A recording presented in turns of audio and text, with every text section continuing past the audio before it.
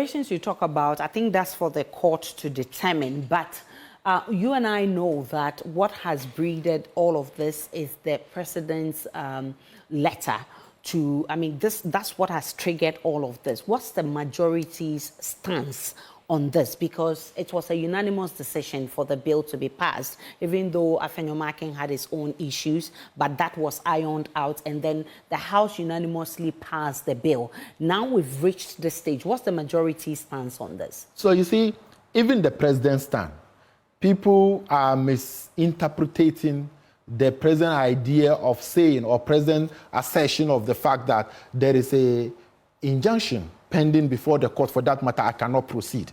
The president is on record in a church to have said that he's against anything that has to do with those things. And the majority leader, Afenyomakin, when he was actually when we're doing the bill, the concerns he was raising typically was not saying that he's against the bill. Typically, he was saying that if you are bringing custodian sentencing on people who even advocate or relate or discuss or publish, if you like it, must face a jail time of 3 to 5 years. So he was saying that people reform.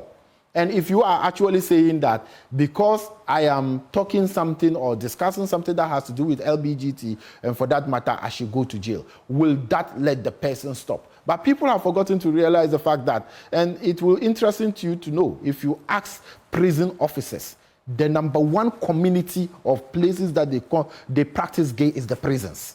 That is where it is. If you ask prison officers, and they are bold to tell you the kind of things that go into the prison. So the point is that the question is that if you are punishing somebody for that and you throw that person to prison, that's reform the person. So that was our session of Honorable Afenyomakin. That is off the table. So what the president was simply saying is that, yes, you have passed the bill, but I have been injuncted not to receive it.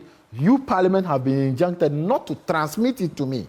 So whatsoever you are giving to me cannot. For instance, if I'm a member of Parliament, and in the Constitution that I cannot be served with a writ on my way from Parliament. So if I am on my way to Parliament and you want to serve me something, I tell you that, oh, hey, you cannot serve me because I have a constitutional, there's a constitutional provisions that actually protects me, or I enjoy this immunity as a member of Parliament. I have an error, or it doesn't mean that what actually is in whatever you are going to serve me, I am guilty of it. But I'm just stating the position. So procedurally, what happened with regards to today an adjournment, and then we are adjourning CNDA and other things, was rather unfortunate. And I think that the president, as we all know, is a lawyer of good standing. But every law student will definitely read something about the president and kind of the legal